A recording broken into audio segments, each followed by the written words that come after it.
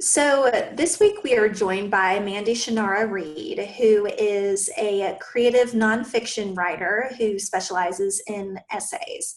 And Mandy's background includes journalism, so she can speak to us a lot about this transition from a more, what we think of as a more typical third person style to sharing her own stories in many cases. So Mandy, thank you for joining us today. Thank you for having me, Professor Whitley. So let's just start with the very basics. What drew you to writing? I wish I knew. I wish I had one instance that I could point to and say, this was it. But the truth is, I've wanted to be a writer ever since I can remember. And that seemed like the only viable career option that I would really want to do. It probably has something to do with the rich storytelling history of the South and my grandmother reading endlessly to me as a child. But honestly, it's just what I've always wanted to do. I can relate to that. So you really started to a large extent in journalism, but have shifted the direction of your career over the past few years. Tell me about why you started here and about what led you to that shift. Yeah, so I wanted to write creatively from the beginning, but when I was in college, I was really worried about how I would make money as a creative writer. So that kind of pushed me in a good way into journalism because I ended up loving it and I loved freelancing. Uh, and it did allow me to actually get paid for my writing, but I also learned a lot along the way. I still had a burning desire to make the work as creative as possible, so I did a lot of features writing and human interest pieces and arts profiles and the occasional music review. And even though it wasn't exactly what I wanted to be doing, which was creative nonfiction personal essays, I still learned so many good skills that have later gone on to benefit me in my creative writing. So tell me a little bit more about that. How have those skills shown up and what are they? Learning how to interview people was a big, big asset because I quickly learned that if your story is terrible, it's not the subject's fault. It's because you didn't ask good questions. So I also learned to anticipate feedback from editors and think more like an editor, which helped me revise my pieces. And of course, learning how to write on a deadline is essential. And how that relates to personal essay writing specifically is that anytime I write a personal essay, I'm essentially interviewing myself. I'm mining the depths of my life and experiences. And as I'm editing those essays, I'm trying to anticipate what are readers going to want to know, what are editors going to want to see changed, and that informs my editing process. And even though writing personal essays doesn't really come with a deadline usually, um, the more you spend editing your piece is the less time that you're spending submitting it. It's the more time that that piece is sitting on your hard drive instead of being out in the world. So even though you don't want to, send out shoddy work or, work that is not well done, you don't want to take forever tweaking it because then you're not going to get it out into the world where you want it to be. So I really recommend every writer, whether they want to do, features writing or personal essays, poetry, fiction, whatever, I recommend dipping their toe into freelance journalism at least a little just because you learn so much when doing it. Awesome. So I'm curious to learn more about your process. Have you ever approached a topic thinking it would be an essay and realized it would make more sense as some sort of reported work? Oh, definitely. That usually happens when I'm writing a personal essay and realize that the scope of my experience isn't full enough to really do the essay justice, which that's when I tend to bring in other perspectives. And when I say that my experience isn't full enough to do the essay justice, that doesn't mean that my experience isn't valid or that I shouldn't be writing the essay. It just means that if I want it to be the best it can be, I need a little help. So, perfect example, I'm actually working on an essay right now about the time I spent as a tour guide at a historic cemetery. And kind of like we talked about earlier with anticipating editors' questions, I know people are going to want to know who are some of those historic figures in that cemetery and what on earth makes someone want to be a tour guide at a cemetery, and why this particular cemetery warrants space in our imagination that's different from any other cemetery. And so those are all things that I can research. I can ask other tour guides because their reasons for becoming tour guides may be very different than my own, and they may get something totally different out of the experience than I do. But all of that can feed into the essay and make it even more interesting. And although most personal essays are not formally reported, it's not uncommon to ask other people how they remember the experience. So, I may reach out to friends and family who were there, who shared those memories with me, and say, this is how I remember it. Is this how you remember it? Or, did you think of it like this? Or is that just me? So you can really, of course, we know that memory is fallible and, experiential truth is subjective and all of that. And that's part of what makes personal essay writing and memoir writing interesting. But finding out how your experience might differ from the other people who were there can also inform your piece. Interesting. So let's back up for a second. What is the difference between an essay and a column, in your opinion or in your experience? Honestly, to me, it's purely semantics, potato, potato. I don't notice a lot of difference between column and essay in form and content. I would say in general, essays tend to be in magazines and columns tend to be in newspapers. And there's a part of me that's tempted to say that essays are more literary and they lean more toward artful entertainment, and columns tend to be more educational. Though, honestly, that's not always true. And I've found some columns that are true works of art. The one that comes to mind most readily is a guy at the Birmingham News in the mid to late 90s wrote a satire about Gardendale, which is a suburb of Birmingham, and how at their city limits, they have a sign that says nice people live here, and yet the town went up in arms when someone tried to put a home for deaf children there, and they kept saying, we don't want these people here. And so he wrote this searing satire about, do nice people really live there? And to me, that, even though it was a column, it appeared in the newspaper, it was absolutely a satirical essay and was definitely a form of art.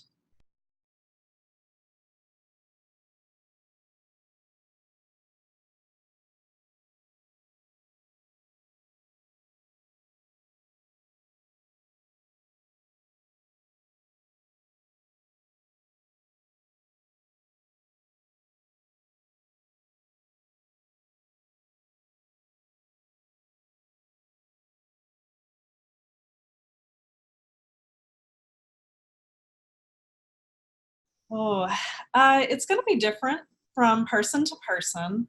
And to a degree, I kind of feel like it's the kind of thing you can't teach, but I'll try to give you a helpful answer.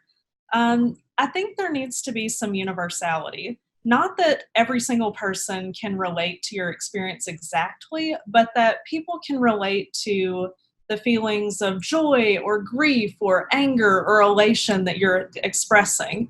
And those universal emotions are the scaffolding of the building that is your essay, and how you fill it and is your unique story. That's like the aesthetic of it. You have a million different types of architecture, and those are, different to each building, and that's like the nitty gritty details of your personal experiences. But if you don't have strong bones, like if you don't have those strong emotions that people can relate to, then your building will collapse. So I have to make sure that what I'm writing about has those really strong feelings there, and that part of it at least is unbreaking. And for me personally, I start by examining the memories and areas of my life where there are those strong feelings, which, to be clear, does not necessarily have to be like a big life event. It doesn't have to be a funeral or birth, or anything like that. It can be the first time I went roller skating as a kid, or eating a meal that my grandmother made me. Maybe grape leaves? Yes, absolutely. I found that so much of personal essay writing is finding meaning in the minutia of the everyday life. And I like to look at memories that might seem simple on the surface and follow that thread and see how they manifest in my life in different ways as I get older.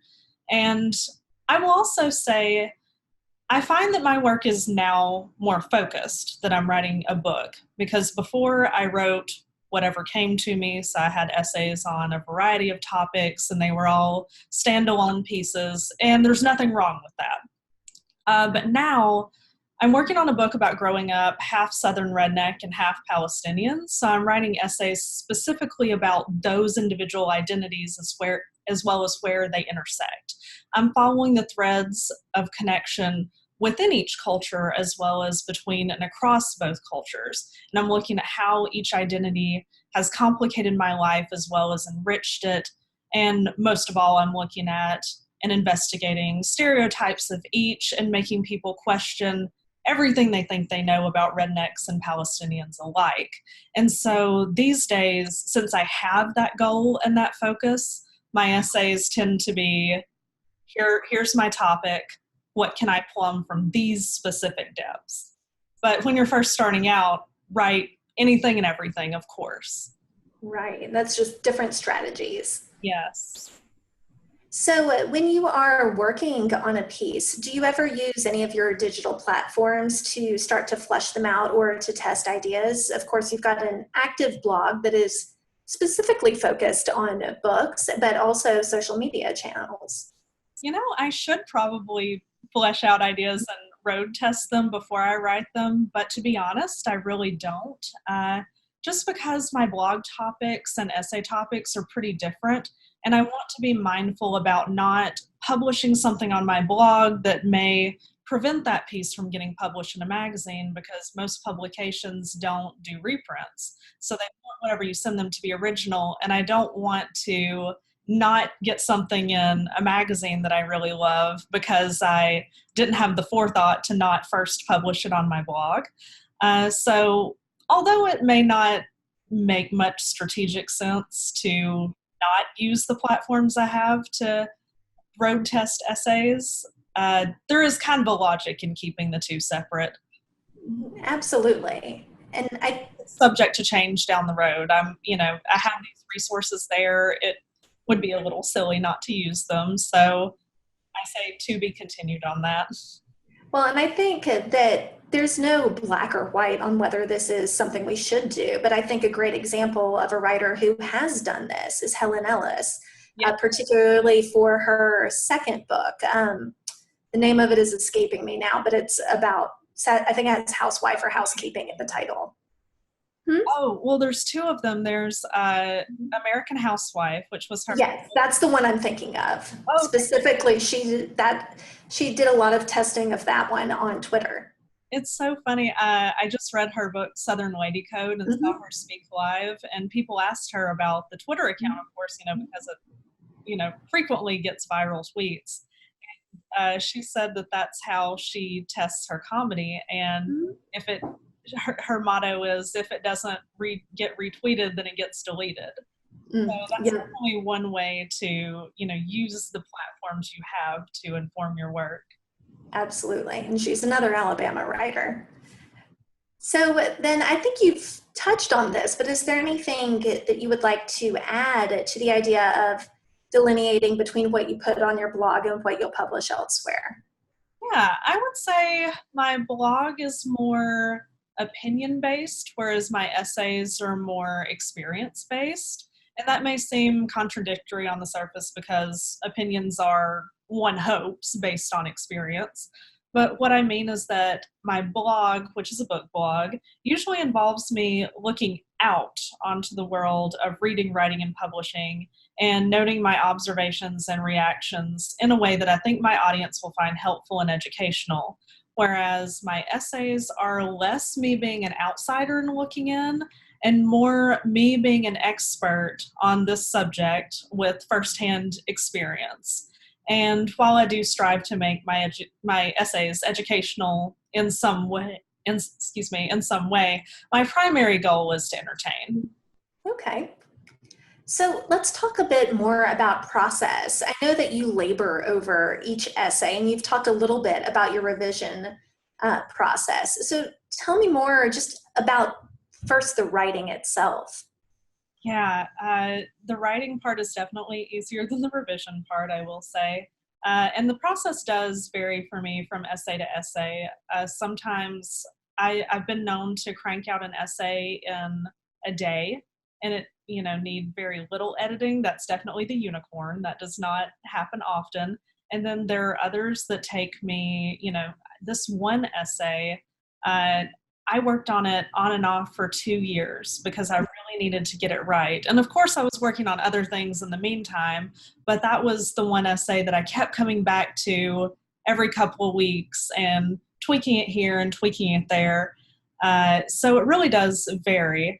There are a couple of things with my process that are consistent, though. So once I have an idea in mind, I think of the most visceral memory attached to it and start there, regardless of whether that memory is linear or chronological within the timeline of the rest of the narrative.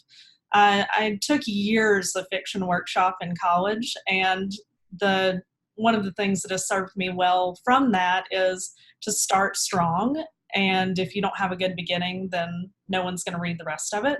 So I like to start with a really strong visceral memory at the beginning to ground you in the scene. And from there, and in both of the pieces that your class has read or will be reading of mine, the timeline is nonlinear. So they both start out with really visceral memories. Then they do a little backpedaling to investigate how I got to that moment and why it's important. There's a lot of time travel involved, and you get a glimpse of me at different ages in my life and where the theme, and you see how the theme of that essay is a recurring theme in my life. And the goal anytime you tell a story is to make sure that the narrative progresses logically, but that does not mean chronologically or linearly. So that part is definitely more art than science. And in terms of like the writing process, I wanted to make the way my essays looked on the page and the way you feel reading them actually mimic memory. So you'll notice that a lot of my essays have chunked out sections that are set apart by asterisks, which indicate a shift in time. That is absolutely intentional because writing personal essays relies so heavily on memory. I wanted the structure to mimic memory. So, oftentimes we'll think of one thing and then we'll think of something that seems completely random. And the logical conclusion between idea A and idea B may not make sense to anybody else but us, but our minds made that connection. So while I do want to make it a little clearer for my readers, I definitely want people to feel like this is one long train of thought and that this essay is following. And so I wanted the structure to really reflect that. And I know I'm done with that essay when I feel like that theme has come full circle, which does not mean that the story that it's telling or the issue that it's talking about has come to an end or like a conclusive ending even, because many of the things I write about are still happening in my life, and are still ongoing themes of my life, but it needs to have a satisfactory ending where the reader doesn't feel like, well, what was the point or what was I supposed to get out of that? Because if the reader feels that way at the end, then the essay is not finished and it's not ready to be submitted. The answers to those questions should be abundantly clear. So I guess the bare bones answer to the process question is first idea/theme, then word vomit on the page, then pick the most visceral memory and flesh that out for the beginning, and then arrange the pieces of that word vomit into a cohesive narrative, which of course is all easier said than done. Right. Well, and let's talk just in a little more detail about the nuts and bolts of the revision process. I know you spend a lot of time on this, and there is often a temptation to many writers, particularly early in their careers, to just say, oh, I wrote it, it's brilliant, I'm done. That's not reality. Temptation. Do not do it. Because, there are definitely times when I finish a first draft and I think, oh, that was pretty good, and then I tell myself, okay, I'm going to give it a day or a week to think about it and then come back to it. And I come back to it to edit it, and I realize, oh, this is terrible. Why did I think this was great a week ago?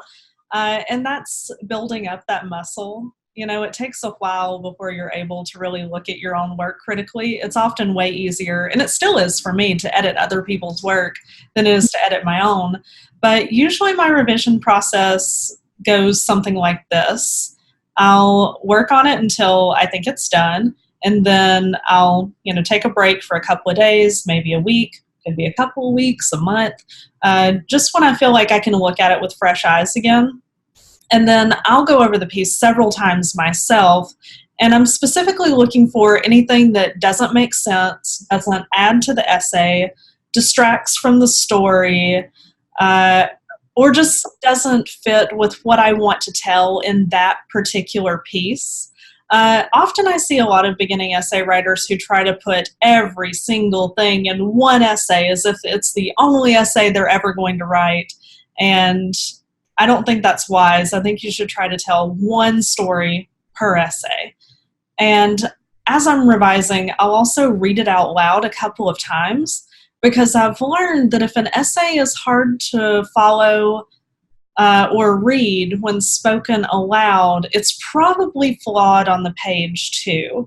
And I've also learned the hard way that if someone asks you to do a reading and you want to read what you think is your best piece, you better make sure that you sound good reading it out loud, and it needs to sound good when read aloud, because the last thing you want to do is be stumbling over your own words in a venue in front of lots of people. So definitely read it out loud as you edit. When I have hit the point when I feel like I've edited all I can, I don't know what else there is to do, or sometimes I'll get the feeling that, I know something is not right, but I don't know what it is. That's when I send it to my writers group. I'm very fortunate that I have a group of women in my life who all write creative nonfiction. Some of them have MFAs, some do journalism, but they are all very good writers. They're all very good editors, and they're extremely dedicated to their craft. And they deliver their brutally honest edits in a kind way that I know is meant to help me. And I trust their feedback like it's the word of law, and edit accordingly. And I highly recommend that everyone have a group of trusted people that they can send their work to, even if it's just one other person. Being able to workshop with someone you trust will make all the difference in your work. And it also puts your mind at ease, because you know that the piece you're submitting is truly your best work. So let's move on to the next step. You have written, you've revised, you feel like the piece is ready for publication. How do you go about identifying possible venues for publishing your work? I like to submit to places that I enjoy reading, and I know that that is the prevailing advice, but really it's true. And I figure if I don't like the publication enough to read it myself, then there's no reason for me to think that their other readers would enjoy my work, or that my work would somehow fit within the context of what they already publish. It just wouldn't be a good fit. Makes sense. And then this is, of course, one of the big questions in this business. Let's talk about money.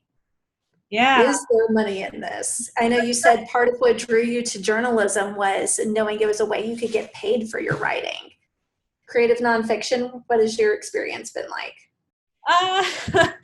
Is there money in this? Yes and no. I feel like the money with freelance journalism is more consistent and predictable, whereas with creative writing, it's a toss-up. You never know if you're going to be able to sell an essay, and if you are, to where, and what that magazine's budget is like.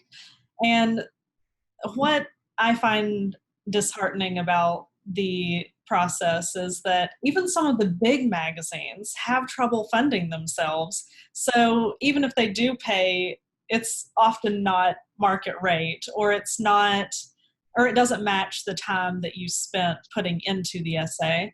And I do consider the amount of time I spend on each essay because, you know, time, frankly, time is money. It's like, yeah, I could be doing other things, but I'm choosing to do this thing I love.